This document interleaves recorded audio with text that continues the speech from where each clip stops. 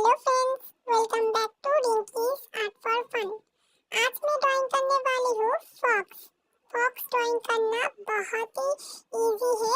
आप अगर मेरे ड्राइंग को स्टेप बाय स्टेप फॉलो करोगे तो आप भी फॉक्स ड्राइंग कर सकते हो।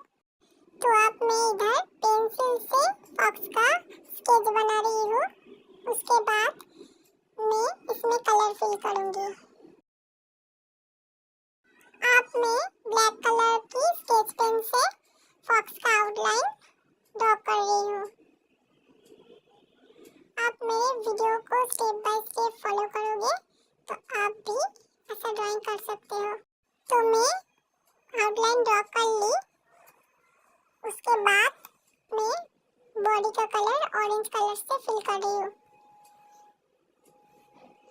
आप अगर मेरे चैनल पर नए हो तो मेरे चैनल को जरूर सब्सक्राइब करना मत भूलना और मेरे वीडियो को अंत तक जरूर देखना। तो मैंने ऑरेंज कलर फिल कर लिए। अपने फेस पर भी सेम कलर अप्लाई कर रही हूँ। आपको अगर मेरी वीडियो अच्छी लगे तो मेरे चैनल को जरूर सब्सक्राइब करना। Thanks for watching. बाय।